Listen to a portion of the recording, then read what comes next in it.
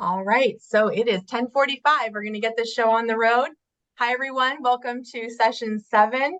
I'm very excited and proud to be your moderator for the dynamics of an arts and culture board within the arts and culture track here at Iowa Ideas. I'm Quinn Pettifer, manager of brand initiatives for the Gazette. And want to just give a quick, I know everyone's been hearing our sponsors shout outs throughout the last couple of days, but definitely worth repeating because they are what make this conference possible and free for everybody that wants to attend. So big thank you to our presenting sponsor, ITC Midwest, as well as to Kirkwood Community College. They're our keynote speaker, and they're going to be the last closing chapter, which is right after this session with Leslie Williams, but we'll get more to that at the end. But want to welcome our panelists here today for this great discussion. I've got some questions prepared. I know this group knows how to talk up their work and exchange ideas with each other just in the meetings that we've had leading up to this point. But we are taking your questions. So if you do have some questions, things you would like panelists to maybe expand on, or questions that we're not, topics that we're not addressing within the dynamics of the session, feel free to put those in the Whova chat. And our tech host, Jacob, will take care of those and send them on to me. So we're going to jump right into it here. But this session is really very aligned to one of the things for those that checked out the Iowa Ideas special section on Sunday that ran last Sunday.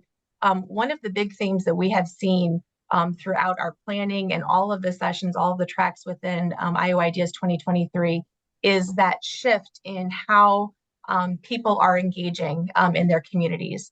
And that can be a lot of things to a lot of people. So certainly volunteerism, civic engagement, shifts in giving.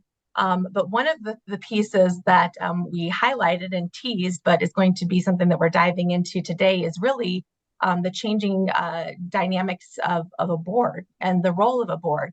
And we're in the arts and culture track, but we've kind of broadened this to certainly going to be talking about arts and culture organizations and their connection when it comes to board strategy.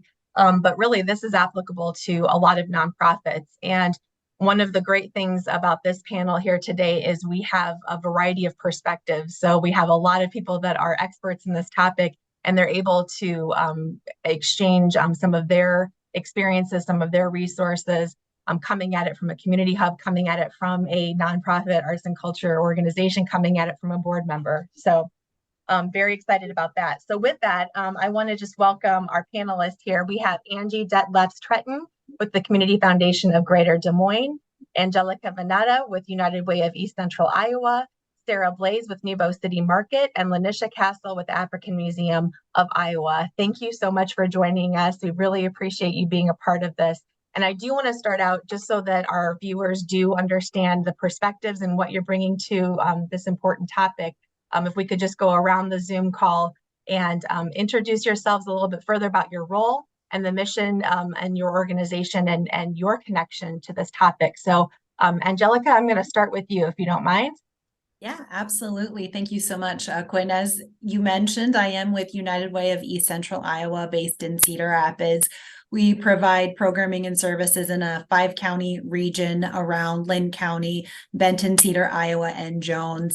But my specific role is community outreach and engagement, and typically working with our business partners, community partners to engage individuals in volunteer service, civic action, and advocacy initiatives that work to address our community's greatest needs. And one of the programs that I have been facilitating for the last several years that speaks directly to today's topic is our BOLD program. It's a board orientation and leadership development program, really to help individuals feel better prepared for board service. And then we are also launching a new series that goes beyond board service, but I think it's important to share. It's our Civic Circle framework, which just talks about the different actions and engagements you can take as an individual in the community. So our role really is a convener and to help others learn ways that they can make a difference in our community.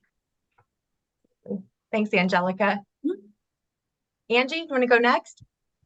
Absolutely. Hi, I'm coming to you from the Community Foundation of Greater Des Moines. And my role at the Community Foundation, my business card says Chief Community Impact Officer. How I would describe that is really a community pollinator. I spend a lot of my time helping to connect people, donors, leaders, nonprofits, folks who just are interested in coming together to make something beautiful happen or critical happen for our community. So that's what I spend a lot of my time doing. The mission of our community foundation is really threefold. One, we talk about why giving is important. So everyone here, nonprofits, knows that story well. We also help connect donors to causes that they care about and those that they don't yet know they care about. And similar to Angelica, provide leadership on community issues. And a lot of that work comes around our time supporting the nonprofit sector, or how we really like to reference that, the for impact sector in our region. And we do that through various grant programs that help support governance and management capacity of our nonprofit colleagues and leaders. And a lot of time spent around development of training. So we have a whole curriculum that we do on board the basics of being an effective board member. And we make those elements available online, and just a lot of conversation around how we can help people really do the good work of nonprofits, because we know that's what it's all about. So I'll share some more as we go on, but thanks, Quinn, for the invitation to be part of this big group. Absolutely. I love the balance in this group of with Angie and Angelica's perspective of just kind of being that central source, not only for your agencies and your nonprofits that you work with, but also the people that are, interested in serving, but dynamic, times have changed, and just, how you make those decisions and what's going to be the best match. There's so many more resources, I think, than I even ever knew as far as what's available to kind of make the best decision for you and the board, and the nonprofit that you want to serve. So we'll, as Angie mentioned, we'll dive into that here in a minute, but I do also want to introduce Sarah and Lanisha. Lanisha, do you want to introduce yourself and a little bit more about your work? Sure, thanks, Quinn. So I'm the executive director of the African American Museum of Iowa. We're based here in Cedar Rapids, but we are statewide with a statewide board mission and vision. Our mission is to preserve, exhibit, and teach Iowa's African American heritage. And so it's great to be able to do that through our educational resources like our exhibits and our programming and events. In terms of the board engagement, I think one of the things that I've come to recognize as critical in terms of board engagement is, the leadership taking or identifying, I guess I should say, identifying the key things we're looking for on our board. What do we need? What are the critical pieces we need to be for our board to be responsible for pushing our mission forward and our vision? And so, once we identify those key pieces or components that we're looking for, I think that makes it a lot easier when we are recruiting to make sure that whether or not it's operational needs or visionary leadership for what's to come in the future, it definitely becomes something that makes our job easier. Maybe not as easy as identifying who those people are, but identifying those needs. It makes it a little bit easier to let people know what we're looking for to see if it's a good fit. And so that's become something that's been really important for us as we're looking to strengthen our board statewide, particularly as we look at the fact that we're here in Cedar Rapids, and then looking at who across the state who understands our mission and really would be a great ambassador and advocate for what we do. Lanisha, I'm excited for people to learn more about just some of the work that you've been doing with your board specifically. And I mean, you're in a milestone year for the museum, but also just, some of the shifts and some of the cool ways that you've been able to evolve your board and the board dynamic. So thank you. Thanks for joining us. And last and certainly not least, we have Sarah Blaze. Sarah, a little bit more about your work, because I love that you're in a dual role here. So you're kind of taking this from certainly Nebo City Market, but also as a board member that's been doing some pretty cool things in Eastern Iowa. Yeah, so I'm the Senior Director of Market Operations at Nebo City Market, which is a small business incubator and a gathering space and event center as well. And then I also serve as a board member, brand new board member to the Eastern Iowa Arts Academy. But for about a year, I was serving on their Young Professionals Board, which is supposed to be a feeder board. So I kind of have three perspectives here almost. One of someone who has to engage and work with a board from a nonprofit leadership perspective, from a young professional who was in a feeder board system, and then now as regular board members. So I'm excited to kind of talk about those different roles and the programs that I think are really going to help keep boards innovative and dynamic. Absolutely, being that bridge to new and fresh perspective. That's very cool, and something that's been happening, but like it sounds like it's a little bit more of like a much more strategic level of bridging. So that's fantastic. Well, thank you everybody for the introduction and the background. I do want to start this question off for Angie and Angelica to just give us a little bit of overview from your community hub perspective on the evolution of boards, and just what's been the traditional model and what have been some of the trends as far as like what we're seeing today, even compared to 5 years ago. Everyone wants to take that. I know you both have lots to talk about. I know. I was like, okay, who goes? I'll go ahead and start, and then Angie, you can share anything else that I might have missed. But I think we also share two unique perspectives, being in different parts of the state as well. But I would say traditionally board service has been reserved for individuals who might have a well-established career in the business community, someone who has potentially the option of giving at a really high level. And I think for a large part of that time, then individuals who were younger, newer in their career, not as established, didn't feel like they could serve on nonprofit boards. But I do believe that has changed. There's been a lot of intentionality with nonprofit organizations focusing on creating those feeder board systems, just as was mentioned earlier from Sarah. I have seen quite a few of the nonprofit organizations work to identify junior boards, or even creating opportunities to serve on subcommittees that feed into the work of a specific board. So I also feel like the other piece that has been changing and evolving for the better is the diversity of boards. Again, a lot of those nonprofit organizations realize that their board should be reflecting the community of which they serve. So I would say that that's really what I've noticed has changed. And so with the programs and services that we provide, we really want to make them accessible to those individuals who want to serve but don't know how or where, or any of those questions they should be asking themselves. I love that, Angelica, because I think that's spot on, especially in sort of the evolution that we're seeing. The first thing that came to mind when you mentioned this question, Quinn, was sort of this, another way to think of it is boards, I think traditionally were assumed to be the donors directing the work. And I think there's absolutely a place for donors to be involved in the evolution of the work. And I think that's been a really important way in which the sector is evolving. And the other way that I'm starting to see that even more so is the intentionality placed on board membership, including, I'm going to use the word user voice.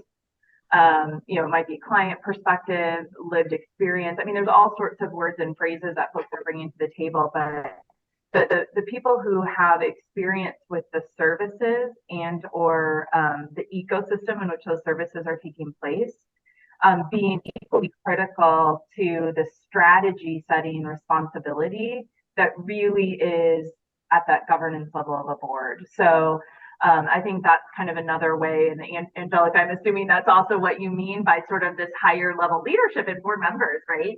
And I think that's hugely powerful for the missions that our organizations are doing. So I think that's incredible. The other thing that I just want to say that I am putting out into the ecosystem, hoping that it sort of validates it.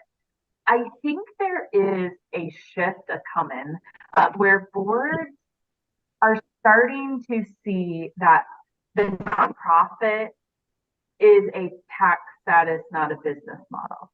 And I think the more we talk about that at the board level, the more that we educate board members and those committee members that Angelica is talking about, the better served the nonprofits are going to be.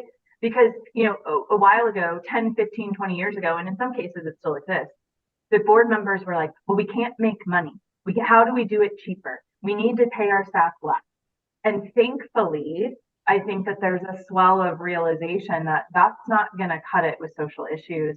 That's not going to cut it with arts venues. That's not going to cut it with some of these things. And so I'm hopeful that that's also part of the shift in board leadership.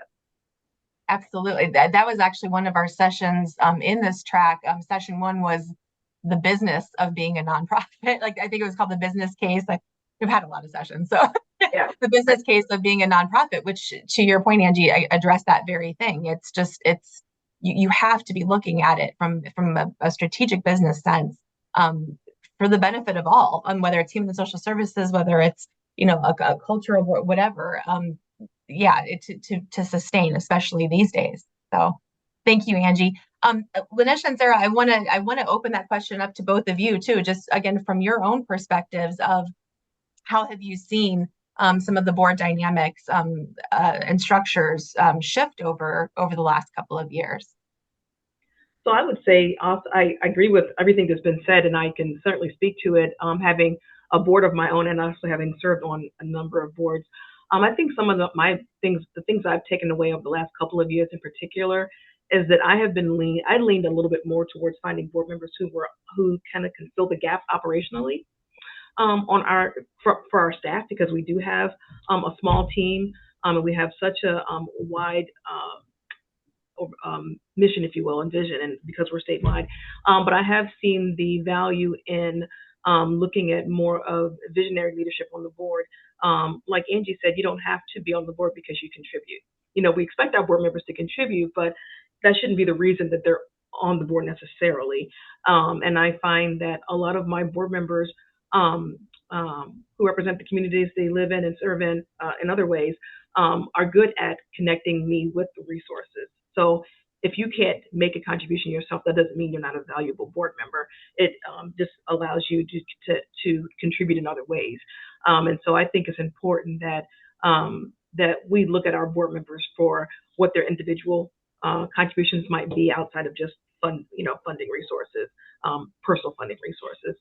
And that's been something that I've found to be valuable. And having them maintain accountability within their own spaces, so that if someone's not contributing, whether or not that's funding or pointing us in directions of growth and coming up with ways to expand our reach in our territory, then that might be why they may not be a good fit.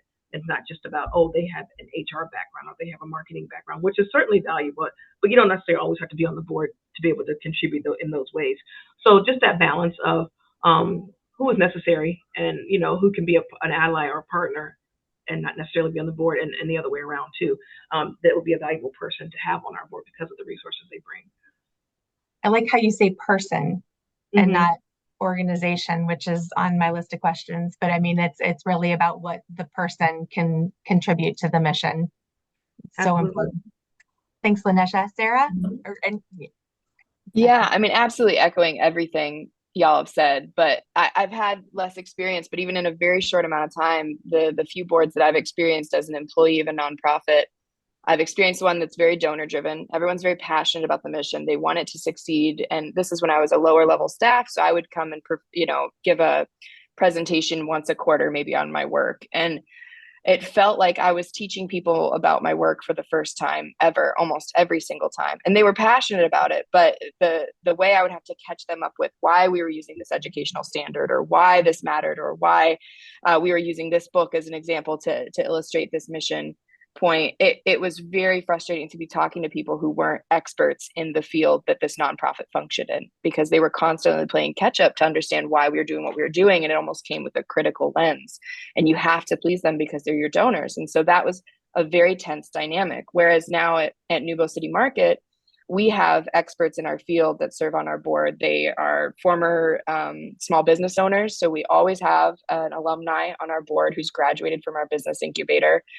We also have a mandatory shopkeeper representative. So someone who's currently in the incubator and doing well as considered by their peers and elected to that position. And then we also have professionals in business incubation. So the former president of the small business center folks who have worked in entrepreneurship and other capacities or mentorship capacities.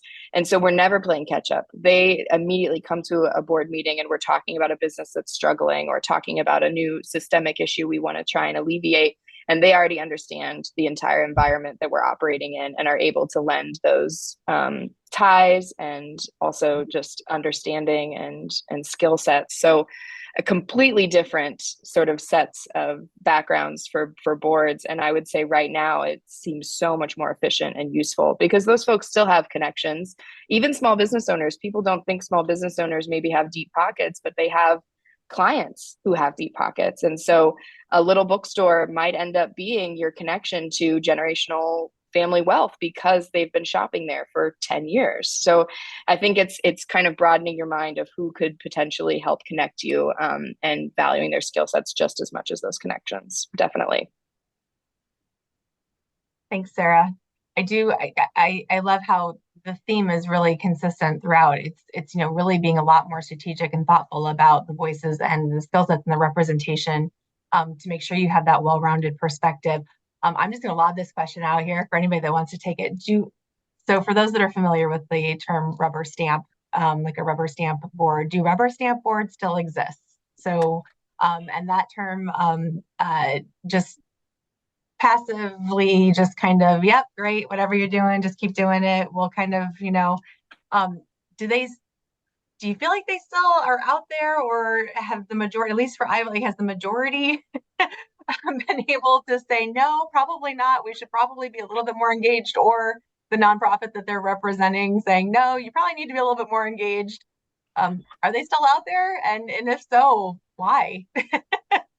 I would think that they are still out there. I think it probably depends on the organization and their mission, and how established they are potentially too, what kind of funding they might have. I don't think most of us are probably in a position to have a rubber stamp board, for the most part. But I would say they exist, especially if maybe they already have it together in a sense, and they don't need guidance. Even though there's governance, boards are governance. Sometimes boards miss the mark on that and kind of forget that governance is different than management. And so I would say that I don't think it's maybe common locally in nonprofit boards.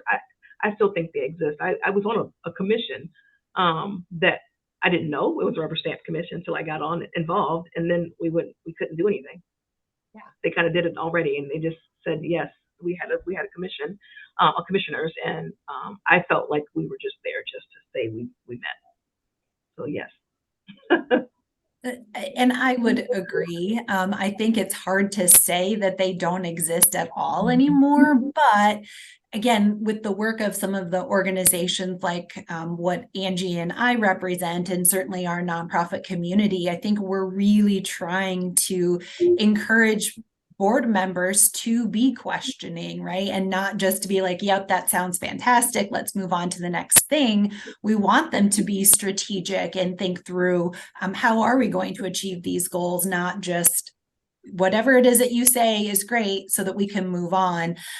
So I think that some of the work that we're doing is really helping shift that dynamic, right? So yeah, that's what I would add.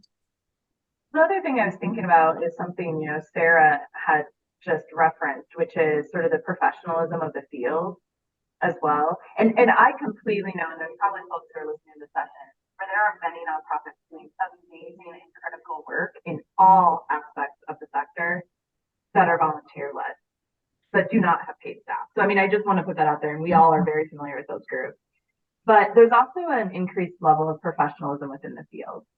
And I think that's a really key thing. And Sarah, you referenced it. And this idea of a rubber stamp board, I think it's sort of this loaded question, Quinn, as well. But sometimes I think that if something feels rubber stamp, my first question would be, where's the lack of clarity on role? Because I think, and Angelica referenced, helping board members learn to question. And that's really important if they learn to question to drive outcomes. not learn to question because, as Sarah's, probably had experience where they don't know what they're giving input on. And so I do think that there's a really strong need for both the board members to understand what is their role, what is needed for them to help drive strategy in a way that moves the organization forward. And from the staff perspective, what do you need from that board? Because sometimes what you need them to do is affirm all the research that you've done, validate what you've done, and tell you to go forward. And so in that sense, if that's a rubber stamp, then we still need some of that. But we don't need it without are we budgeting correctly for it? Do we understand the board's responsibility in it? And are we awake to know enough about the impact of the organization? So I don't know, I don't mean to get too deep on that, but all this is very true. And I think they do exist. I think in some cases we need the affirmation, but we also need clarity on role and intent. Absolutely. Yeah, I would agree with that. I feel if a rubber stamp board exists, it might be because they haven't been empowered by the nonprofit leadership to go beyond being a rubber stamp. I not to put too much blame on the nonprofit. There's already so much that they're dealing with, but is there a lack of transparency? Is there a lack of staff connection? I'm really a strong advocate that board members should meet staff regularly. And I think when you have that barrier between staff and board is when it becomes so much easier to become complacent and just say, okay, yeah, everything sounds good, because they haven't met the programming person or they haven't met the marketing person. They don't know that there's a struggle going on internally. And if they say it, they have done all that work, right? Like, wouldn't it be great if we're like, this is great. We absolutely, Lanisha, like that, your recommendation is 100% in, because we know, we trust, we learn it, and we know what you need from us to do the work. I think there's a lot of potential there. Sarah, something that you just hit on, I think, and I just want to remind viewers, if you have any questions, please be putting them in chat in Whova, because I got a lot of questions, but we want to make sure our viewers are getting their questions answered as well. But Sarah, something that you said about board members meeting with staff. So on the other end, so as asked about like the rubber stamp, kind of like the passive board, the dynamics of a working board, and we mentioned, there are some nonprofits, there are some boards, it is all volunteer. There are no paid staff. It is all volunteers that are running the mission and the organization. But even for those that do have staff within the nonprofit and boards, the responsibilities and just there's a broad range of what would be considered a working board. So where is the balance, I guess, for the entire group as far as or is there balance, or is there a proper or appropriate balance when it comes to board members interacting with staff members, and what does that look like? What does it depend on the needs of the organization? Does it depend on how comfortable the leadership of the nonprofit is with board members working with staff members? How does that dynamic shake out in various scenarios? Just to kind of speak a little bit more to what I was talking about specifically, because I'm not talking so much about a working board necessarily as I am a board that is knowledgeable of their staff and has created a relationship so that if a problem does arise, that staff feels empowered to let the board know. Because at the end of the day, the board is really the only one that can step in and help rescue a nonprofit from a downhill slide as far as leadership or budgeting or capacity. And so a perfect example, I think, internally that I was really proud of, last week, I saw our director of marketing meeting with one of our board members who serves with CR Tourism. I didn't know that meeting was getting scheduled. I didn't know that board member reached out. When I asked our director of marketing, hey, what was that meeting about? That was cool that you were sitting down with so-and-so. He's like, oh yeah, he just, wanted to meet with me and get to know me and tell me about some of the resources. It felt like mentorship. It was really cool. And I was really proud that our board member felt empowered to facilitate that conversation, that our director of programming now has a direct connection and contact with one of our board members for mentorship, but then also if something is wrong, and that individual reports directly to me. But if he has a problem with me now, or something comes up that's a concern organizationally, he has a direct contact with someone who can help be an intermediate there. So that was something I was really proud of that I think can help address a lot of these, what is the balance? Well, you're going to find it if you're connected with your staff and actually have a relationship with them. I find that, sorry. No, go ahead, please. I find that, well, when I first arrived at the museum, I think that there had been a past of having some staff attend board meetings. And so, but it had kind of waned, and I wanted to bring that back. So I think, especially with us having such a small team, then having a statewide board, there was a disconnect. We get a lot of questions about things. Hey, they have ideas about things we were already doing or misunderstanding what was happening. So, beginning to incorporate the staff back into board meetings, and also when we talked about recruitment and really identifying the needs of the board, of the organization, and how we fill our board.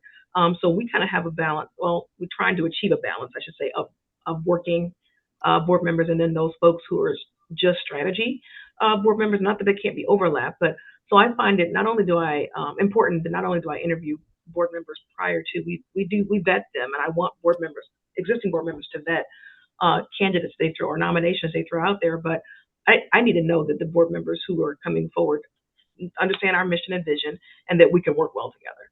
And so someone may have the best intentions when they nominate someone. I'm like, they are not a good fit. I don't see it. And then interviewing them for what they can bring to the board, so that, we're not making assumptions. Just because you're in finance doesn't mean you want to be the treasurer or you want to be on the finance committee. You might want to do anything to do with your day job. Or maybe you're an IT person at the bank and you're not an actual finance person. So, just making sure we understand what they bring. And I think then we can start to engage people in a way that is meaningful. Everybody wants to feel like they're needed and valued. Most of the times that I've dropped off of a board, is because I didn't feel like I was bringing any value to the board. And so I know right now who I can call on to, like, maybe go and represent the museum at a festival for us, versus the person I might call and say, hey, I need you to find me someone who can contribute large dollars to our capital campaign. Those might not be the same person. They may be two different board members or three different, or whatever the case may be. And so really getting to know the board members individually, and then engaging the team, and seeing where people have where they can bring their talents, their skills, talents, and resources to the organization, whether or not that is operations or vision and strategy.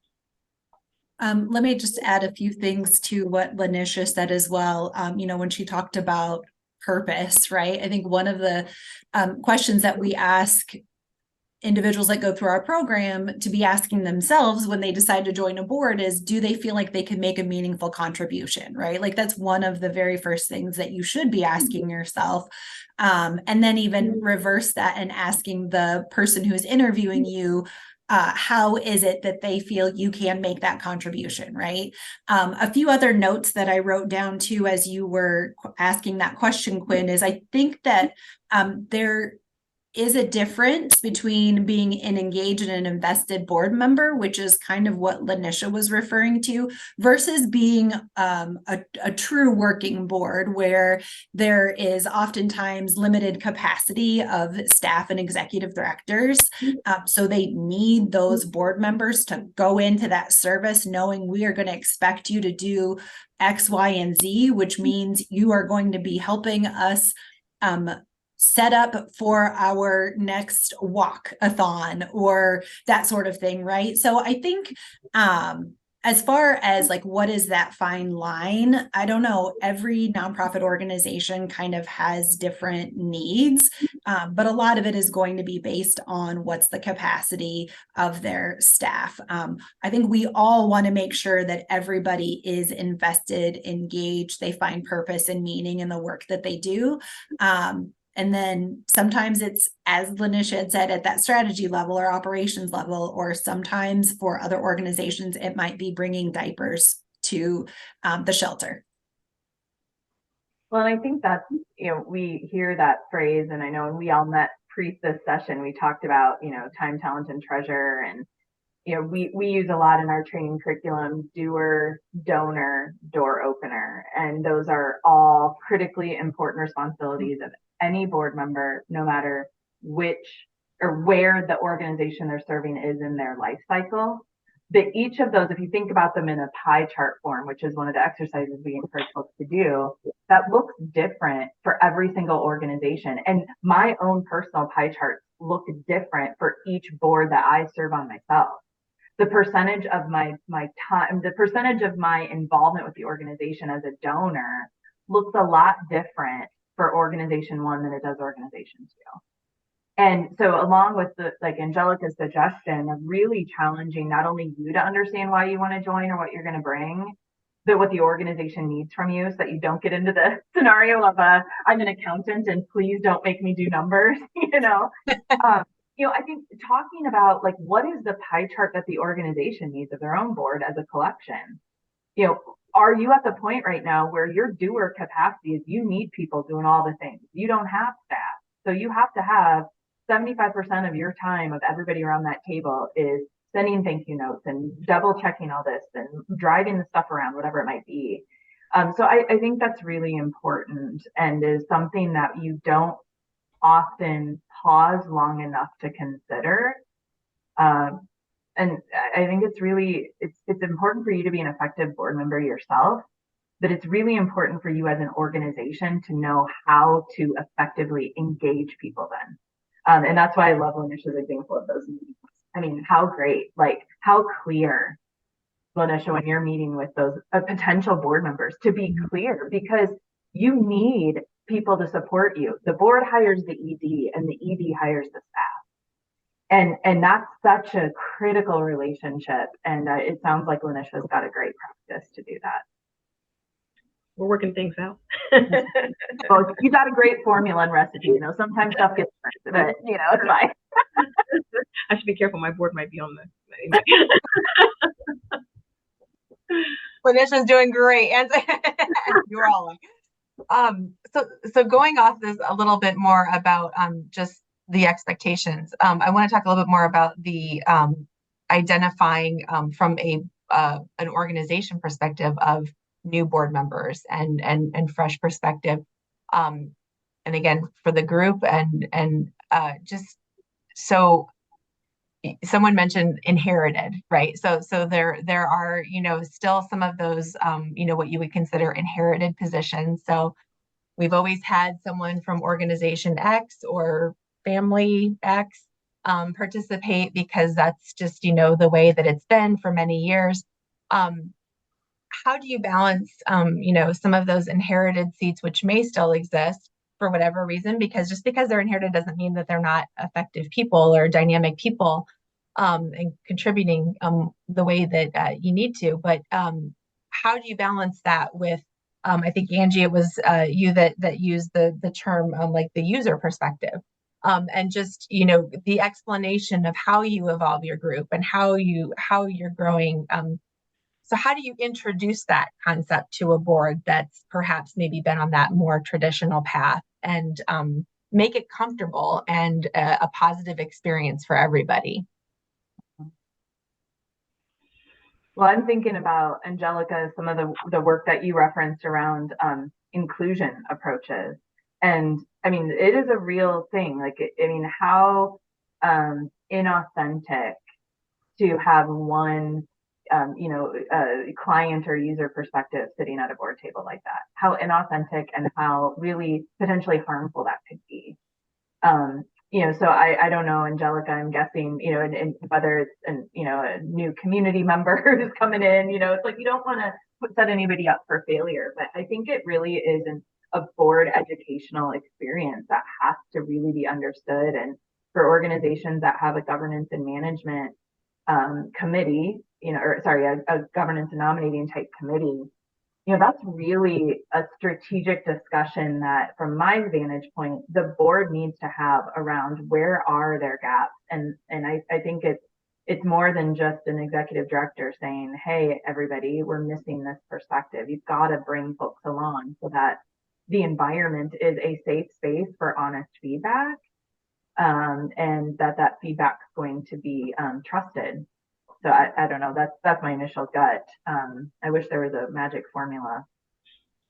I think you're onto something, though, that it can't just be like, hey, I really think we need this. You have to invite reflection and offer a moment for it's like a survey almost. I think back to a time I was on a food systems commission that centered around food security specifically.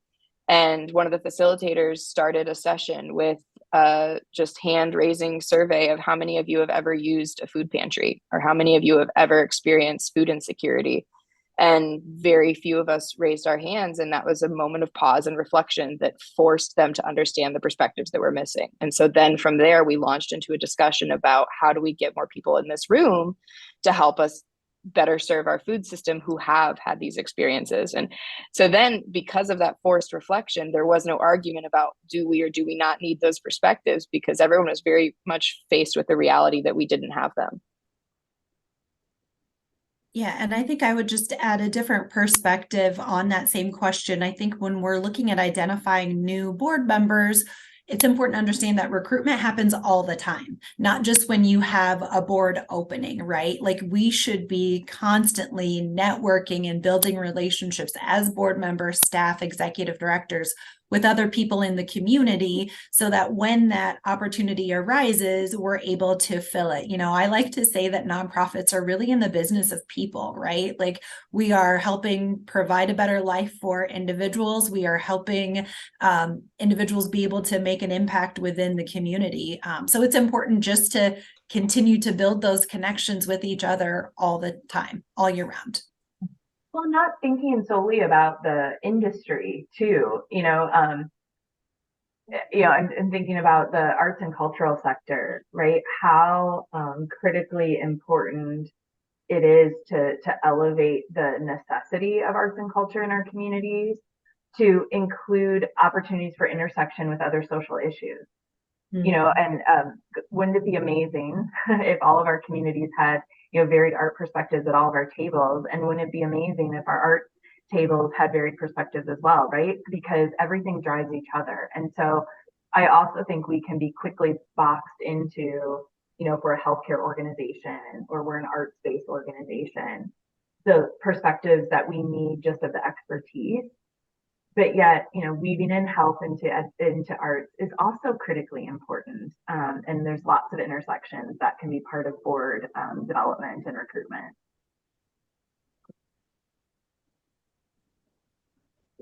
Well, we do have a question from one of our attendees here.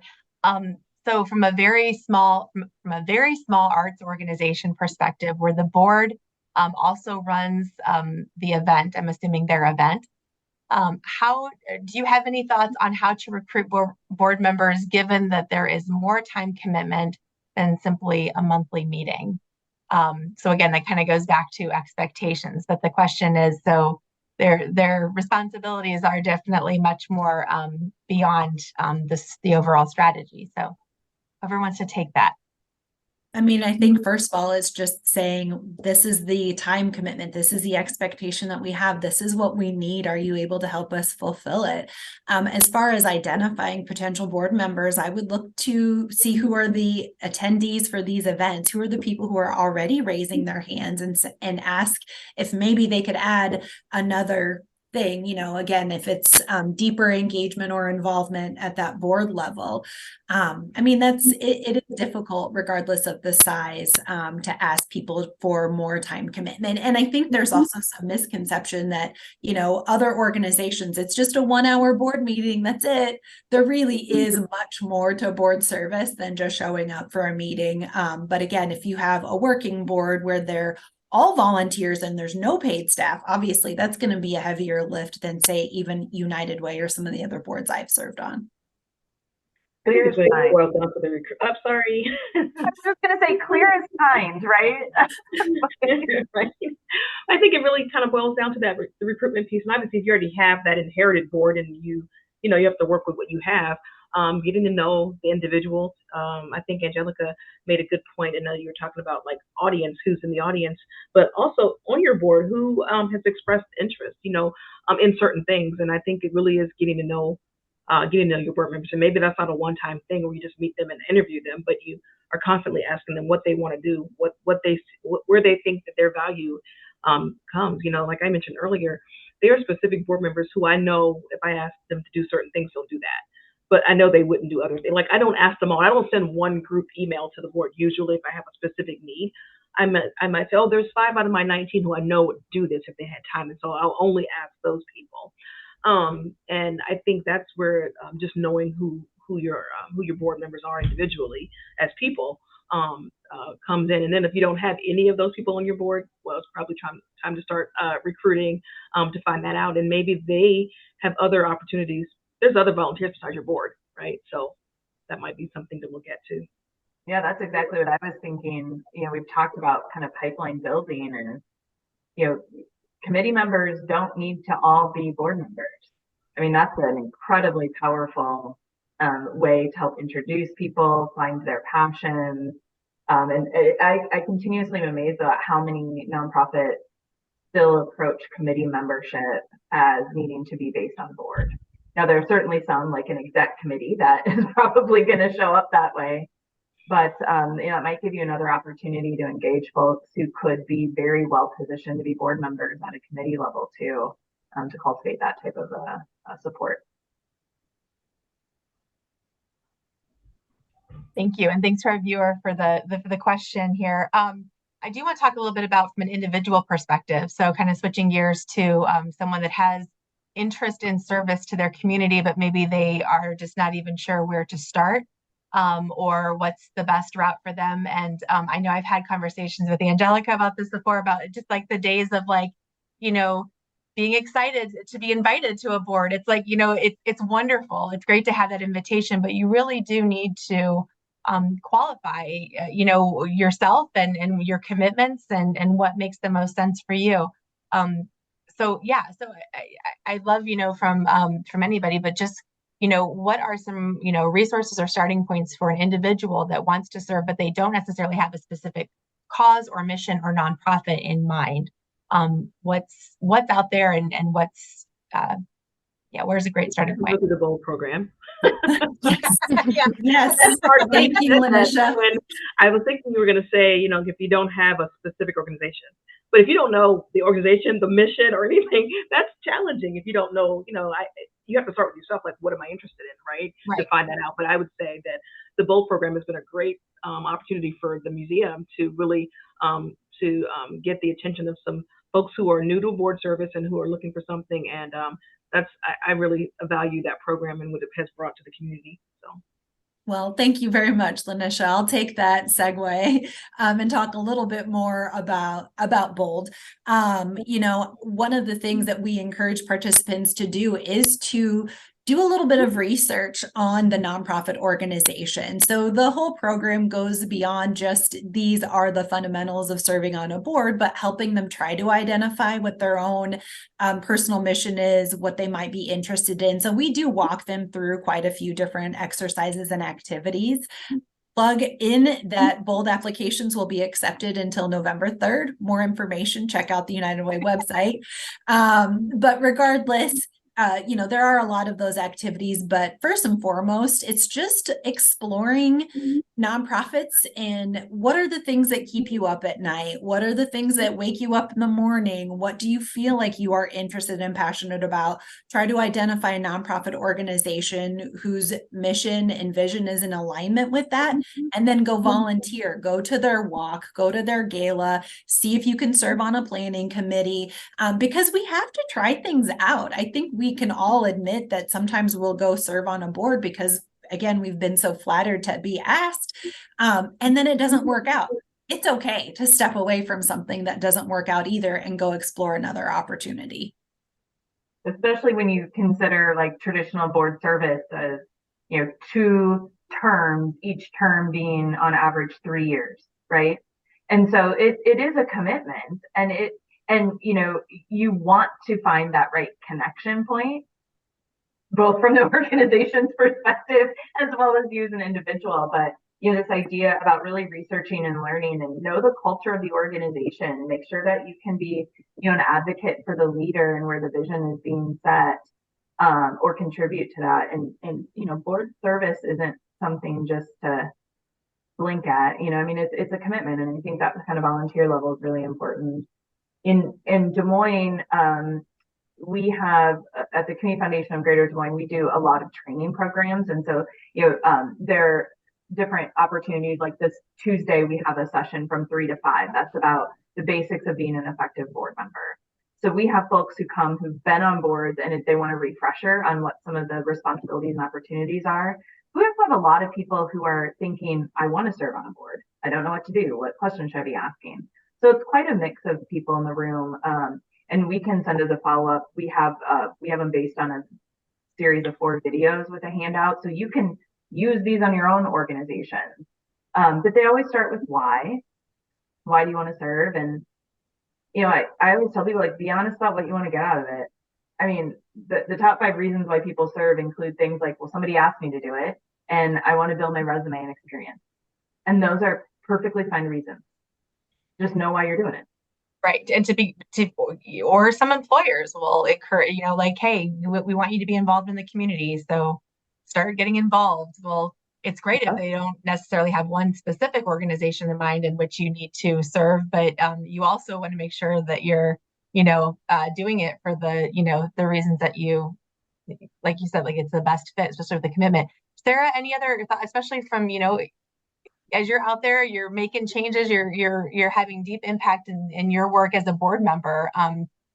Any advice on an individual just kind of starting out? And Yeah, so I was reflecting a lot as y'all were talking. When I was in high school is when I first started asking. I knew I wanted to go into service in sub capacity, which means nonprofits. And so, I mean, my mom was the first person who didn't go to college, worked in a factory her whole life. She was like, just try stuff, just volunteer. And so I volunteered before my first paid job. And this is a whole other systemic problem. We could talk about unpaid labor in nonprofits. That's a different session. But I probably volunteered or interned at 10 nonprofits before I even graduated college because I was trying to figure out what I was actually drawn to from a career perspective, which then has now directed me. But if I was trying to get involved, and now I know nonprofits very well, so it was really easy for me to identify a board I was really passionate about. But if I was new to a community, I think for me it would just start with going to events, maybe just as an attendee, which you all have said. But then from there, volunteering at a wide variety of them. And volunteer opportunities are not long-term commitments. A lot of times it's you sign up to do one thing one time, you see what the team is like, you see what the event was like, and you never have to do that again. You were really valuable in that one time. You can feel good about that. But if you're like, wow, that race was really overwhelming and way too stimulating for me, I'm never doing that again. I'm more of a data entry kind of gal. That's fine. You figured it out. And now you know what kind of service you can provide that also is not a drain on your mental health. So it's and some of that's a slog. I mean, volunteering has not always been pleasant. Sometimes it's really fun and empowering, and other times you really do feel that, oh, this is labor no one else wants to do. So you've got to give a lot of different things a shot before you pick a direction, for sure. absolutely. I do. So one question that has popped up has been a risk of burnout when it comes to whether it's serving on a board or in volunteer capacity. So Sarah, I think that's a great way of segueing into this question that's popped up about just, how do you check in with your boards, or what's a effective way to check in with board members to make sure, they're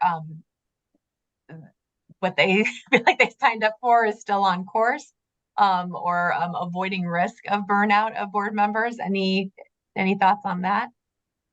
I try to stay engaged with the board between meetings so that they know what's going on. I particularly like to share good news and try to stay away from too many bad news emails or contacts if I can. I do personal thank yous a lot. After big events, even if it was one board member did one thing, I try to do thank yous or have other board members help me with thank yous. My board president is really good about that. She's old school thank you notes. So that's always a good thing. I also try to meet with the board members on a regular basis individually too, to ask them, are you feeling fulfilled? I mean, it's time consuming to do that, but ultimately we want them to stay serving. And if they're at a place where they aren't still interested and willing, then we want to make sure that they feel comfortable stepping down. We don't try not to force anybody, and there's a lot of accountability on the board. I've been really fortunate with our current leadership.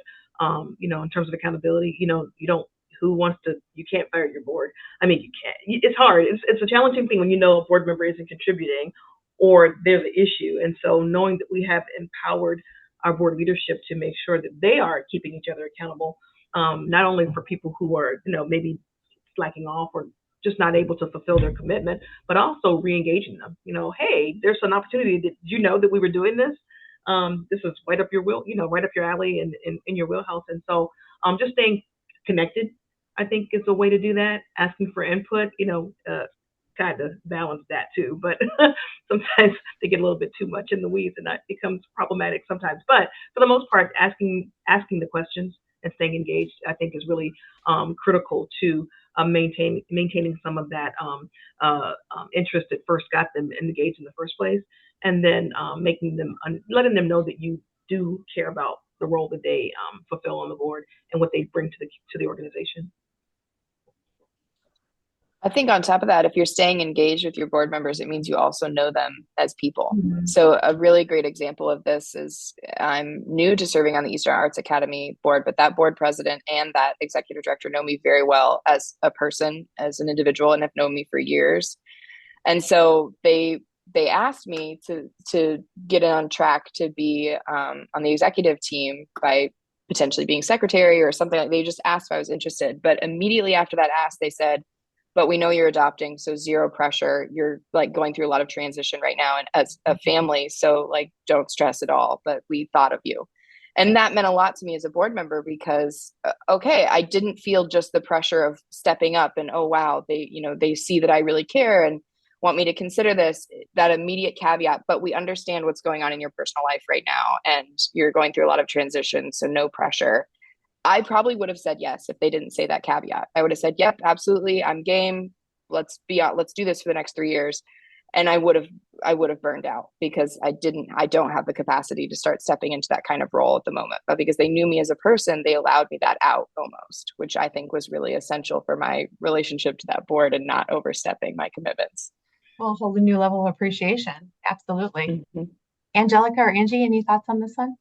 I actually earlier, just before Sarah had shared her story, was just going to say, beyond avoiding burnout, we need to give board members or volunteers an opt-out option, right? And so maybe it's after a big event, or I don't know what it is, but every once in a while, individuals that are serving with me, I might say, hey, we've been together at this for 2 years. I know that a lot of you have been very busy.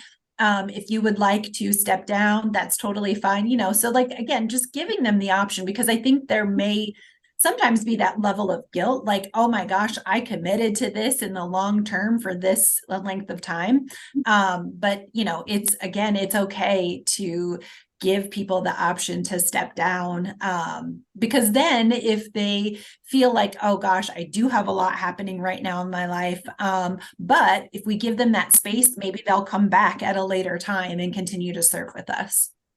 Well, and I think that's part of why things like term limits are really important. And so, let's say you do 2 terms, each term is 3 years. If that's what you decide to do, there's a year-end break, and then you can consider bringing them back on. But I think it's both healthy for the organization and really healthy for the board member, right? So in addition to term limits, the other thing I think that's really helpful for organizations to think about is their own board self-assessment.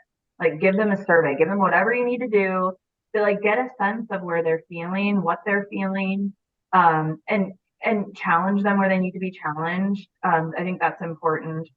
The other thing, in addition, we already talked about like position descriptions, really being clear about expectations, so that they can see themselves and meet those expectations. Because let's be real, we all want to meet expectations, or at least that's the assumption. The other thing that I keep thinking about is give the board members a chance to bring what you need them to bring to your organization to the organization. So one of the things we started doing at a board I was a part of is we started saying, well, we implement consent agendas whenever we can. We don't want to get into the weeds of where we buy paper clips. What I want the board to talk about is strategy.